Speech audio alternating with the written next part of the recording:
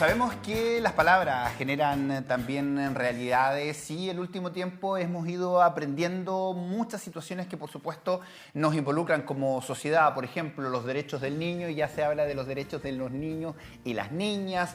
Ya para el Día del Niño se habla del Día de las Niñeces, porque claro, hay que visibilizar también la realidad que viven las niñas. Hoy día hablamos mucho con respecto a los derechos de las mujeres precisamente, pero hay que comenzar desde lo más básico, desde la primera infancia y sobre todo celebrando como fue el día viernes, el Día de la Niña. Queremos hablar con Marcia Estuardo, lo que significa también esta celebración, esta conmemoración, si se quiere también, con un día específico para la niña. ¿Cómo estás? Gracias por estar acá. Hola chiquillos, bien, feliz de estar acá. Y claro, el viernes fue el Día de la Niña, donde también un poco es conmemorar y recordar como por un lado los desafíos que tenemos con ellas, pero también como las oportunidades que tenemos con las niñas y cómo podemos hoy en día como empoderarlas para que en el futuro sean mujeres bien girl power, así bien empoderadas y bien lideresas también en esta vida. Ahora, Marcia, bueno, como psicóloga, me imagino que también hay una relevancia de que hoy día se tenga un día especial.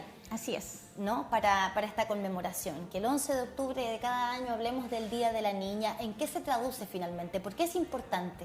Bueno, hay que ver también, o sea, sabemos que hay un desafío con las niñas a nivel como mundial. O sea, esto no es algo que se remite como a una sociedad o a un país o a alguna región específica, sino que sabemos que a lo largo de todo el mundo hay temas de vulneración de derechos, hay temas de estereotipos que son muy dañinos, y también como obligaciones o que están sometidas a mucha violencia de todo tipo. Entonces eso impacta negativamente, por ejemplo, en la salud mental de las niñas, en cómo se ven, en cómo se perciben, en cómo se sienten frente a la realidad que están viviendo, frente al mundo al que se están enfrentando.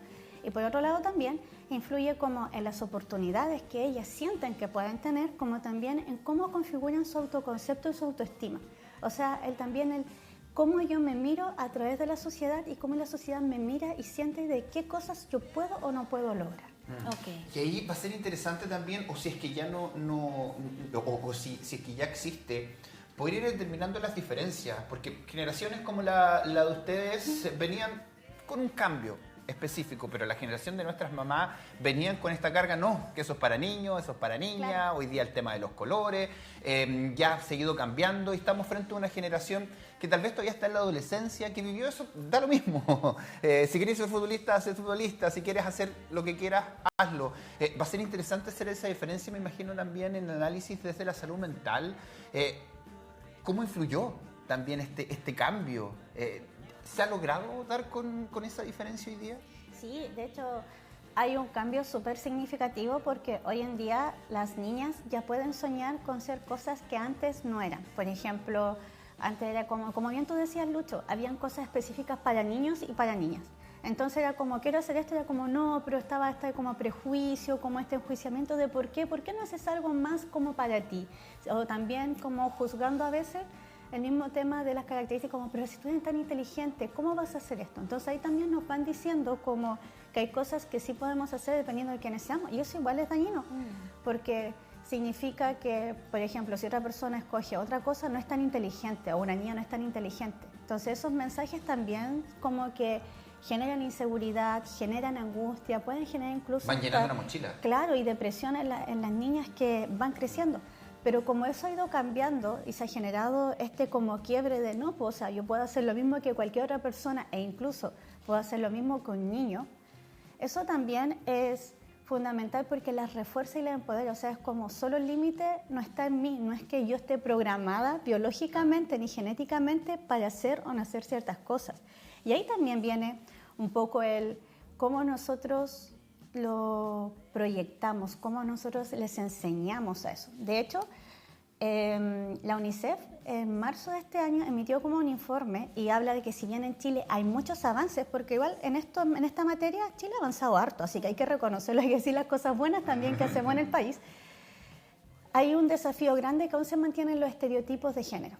O sea, el hecho de que la mujer tiene que hacer la niña, tiene que hacer roles femeninos, tiene que estar a cargo de labores domésticas y tiene que estar a cargo de cuidado, eso es algo que hoy día se mantiene y sigue siendo un desafío. Sí. Pero en otros países, por ejemplo, hay otras deudas, pero aquí específico es eso. O sea, podemos agradecer que acá en Chile no estamos quizás con tantas carencias en esa materia Creo como que en es otros lugares. Es importante el punto que mencionas, Marcia, porque claramente los desafíos respecto de los roles de género están muy lejos de la lucha que se está llevando a cabo, por ejemplo, en África respecto de la Exacto. mutilación genital femenina. Hoy día hay niñas que están siendo sometidas a un procedimiento en el que las mutilan. Les mutilan sus genitales, mutilan sus clítoris. Estamos también en otros casos enfrentando desafíos, por ejemplo, del matrimonio infantil. Niñas que son ofrecidas en matrimonios con 6, 8, 10 añitos. Y eso es algo que está ocurriendo en otras sociedades y creo que es importante mantener esa perspectiva también. Los desafíos en cada uno de los países son distintos, pero no por eso menos importantes. Es verdad. Creo que hay urgencias, por supuesto, urgencias que tienen que ver con el bienestar físico y psíquico de las infancias. Y en otros casos tienen que ver más con cómo nos vemos como sociedad, pero que también pueden derivar en problemas muy serios. Los estereotipos y los roles de género muchas veces terminan en violencia de género, ¿no? Y eso es algo que me imagino desde la psicología también se aborda.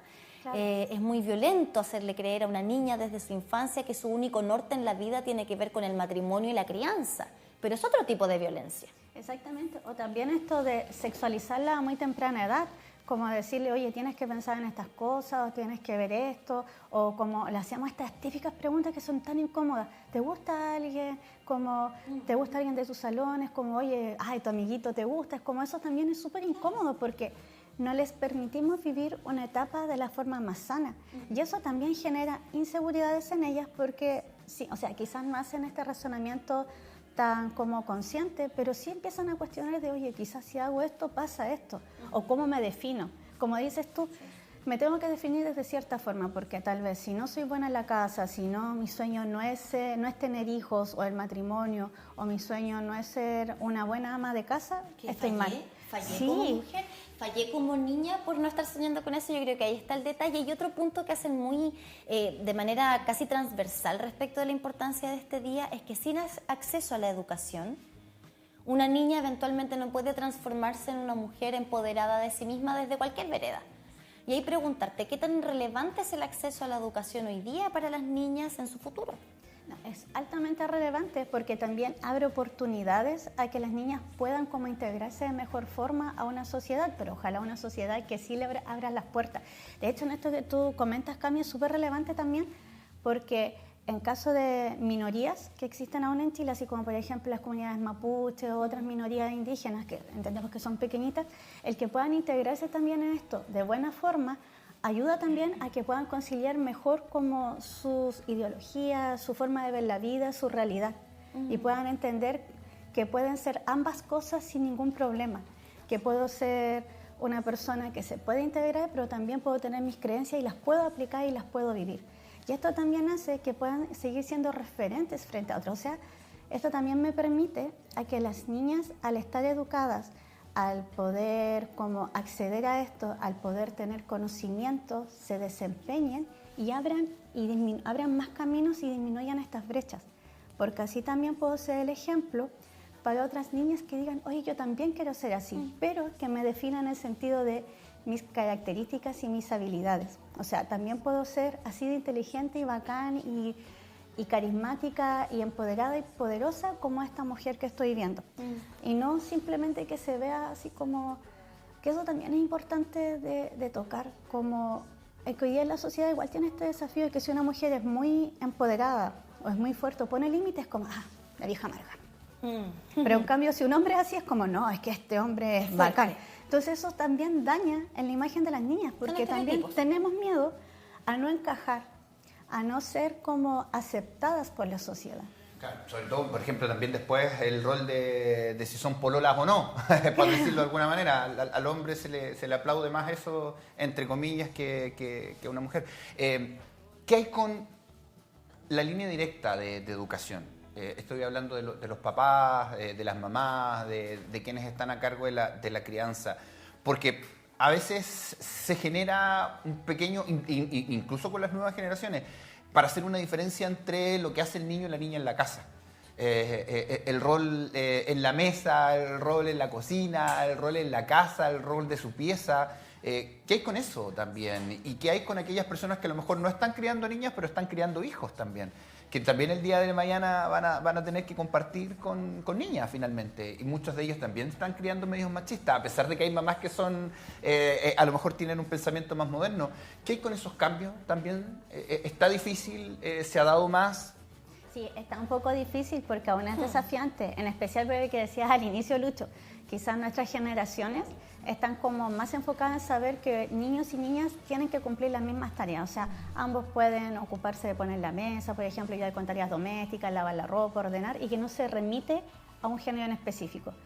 Pero aún así somos hijos o hijas de madres, incluso padres, que perpetúan estereotipos. Entonces, estas peleas después o discusiones entre abuelos, abuelas, tíos, también generan como roces. Entonces, eso también puede, como dependiendo de cómo la familia resuelva, puede mermar. Pero si lo vemos en un tema solamente interno, el que se produzca ese cambio también es importante. Y esto no quita de que quizás hoy día yo digo, chuta, quizás lo estoy haciendo mal, quizás no me había dado cuenta que a mi hijo le estaba quizás favoreciendo en ciertas cosas. ¿Y cómo lo hago ahora? O sea, aún así puedo cambiar y ir como generando un tema más de igualdad y de equidad dentro del hogar. O sea, podemos hacer el cambio. Sí. No es que uno diga, chuta, ya no lo hice, no sé, mi niña tiene 8 años o 10 años y no fue. Nunca es tarde. Sí, nunca es tarde. O sea, aún podemos y aún podemos también educar en esto, en el cuidado. O sea, depende también de nosotros los mensajes que enviamos a los otros, los mensajes, el cómo construimos realidad, que eso fue súper lindo lo que dijiste, Lucho, de que la realidad que creamos también está muy influida por el lenguaje que usamos. Entonces, si vemos que, y aparte del lenguaje que usamos, porque yo puedo decir, no, mira, tu papá me ayuda. En vez de quizás de eso, podemos decir, no, ambos compartimos esto, hacemos estas labores. Compartimos labores. Claro, pero aparte de eso, también es verlo con el ejemplo. Porque un niño o una niña que ve que en casa las cosas se comparten, se conversan, o sea, ven acciones. Que no hay diferencia en el fondo. Que no hay diferencia, exacto. Es más fácil que replique eso a futuro o que lo replique en sus relaciones y que también esto la haga sentirse más empoderada, la haga sentirse más segura y que aunque encuentre otras realidades en las que no sea de la misma forma que quizás ella lo ve en ese instante, pueda generar un cambio, pueda dialogar y pueda cambiar como esa realidad, porque eso también es otra cosa súper importante. No es porque sean niñas de 8, 10, 12 años, no tienen voz, que eso a veces también se nos olvida. Es como, no, es que tú no porque mira las tonterías que estás diciendo, es como no, igual ella puede decir las cosas, puede expresar sus ideas y es igual de válido que un adolescente o un adulto. Entonces ahí también vemos cómo nosotros lo estamos recibiendo en este aspecto y cómo también estamos como generando este empoderamiento. Y no así solamente una discriminación positiva, porque claro, a veces algunos pueden decir, es mujer, ya, digámosle a todo que sí, para que se sientan empoderadas, pero también es tema de educar. Sí, y creo que no solo en lo práctico, como en el quién tiene que levantar la mesa después de tomar once y que tiene que lavar los platos, sino que también en términos de emociones, de, por ejemplo, Exacto. a los niños, tampoco coartarles la posibilidad de manifestar su sensibilidad. Los niños también son sensibles, los niños lloran, los niños tienen emociones y también tenemos que enseñarles a poder mostrarlas de manera obviamente gestionada, ¿cierto? Ahí como lo hemos conversado en otras oportunidades respecto de cada etapa de la vida. Pero eso también me parece importante y que nos miremos a nosotros como adultos. ¿Qué estoy haciendo yo que mi hijo o mi hija pueda replicar y que vaya a ser un estereotipo de género o no? Y a mí me gustaría preguntarte eso, Marcia, en términos de la práctica psicológica ya. Tú como psicóloga, tú trabajas con niños y niñas, entiendo, más bien con jóvenes, ¿no? Sí. Con adolescentes, pero ¿te ha tocado quizás en la práctica ver que hayan algún tipo de niñas hoy día que estén llegando por temas específicos de género, que quizás sus problemáticas en términos psicológicos tengan que ver con los estereotipos o tengan que ver con la falta de autoestima provocada justamente por el entorno, por cómo estamos formando a nuestras niñas como sociedad? Mira, me ha tocado más ver como a los papás más complicados ¿Sí? con este tema, sí. Papá. Papás más papás que mamás, Ajá. pero también a las mamás, porque como que han llegado a consulta y dicen, no, es que esta niña no se calla, o sea, esta niña le da por opinar en cualquier momento, en cualquier lugar, y ella dice lo que piensa y lo hace, y ahí viene como, pero eso está bien que lo diga. Y es como, sí, pero es que a veces igual como que genera, se dice, a nosotros nos gusta, pero es como incómodo cuando en otras circunstancias donde no la conocen o no entienden esto, pasa. O también como niñas que han dicho como, no, ¿y por qué tengo que hacer yo esto en la casa? ¿Acaso mi papá tiene los dedos crespos que no puedo? O sea, ellos también enjuician y critican esto. Claro. O a veces con el tema de los hermanos, pero como que las adolescentes de hoy en día tienen como mucho más como cambiado este switch a adolescentes de otras generaciones. De hecho, es como un cambio súper importante cuando a veces ellas mismas se corrigen entre ellas o generan este como cambio cultural cuando dicen, oye, pero ¿por qué decís que corro como niña? Claro. Es como... O que pego como niña. Sí, o porque niñita, ¿acaso eso tendría que ser una ofensa? O sea, ¿por qué una ofensa decirle a otro que pega como niñita si hombre? Es como, ¿por qué? Es como, ¿acaso no soy tan fuerte? Es como que ellos también desafían esos comentarios que a veces la gente los tiende a decir. Y claro, ahí viene la otra contraparte que después los adultos, algunos le dicen, uy, si no se te puede decir nada. Ahí viene la famosa generación de cristal. Pero no es tan de cristal que así como que podamos decir. Pero sí, ya está ese cambio. Y claro, a los papás les cuesta en algunos casos, igual que a las mamás, pero me he dado cuenta también que están súper dispuestos a poder acompañarlos de la mejor forma. O al menos eso ha sido mi experiencia cuando he tratado con mi población adolescente.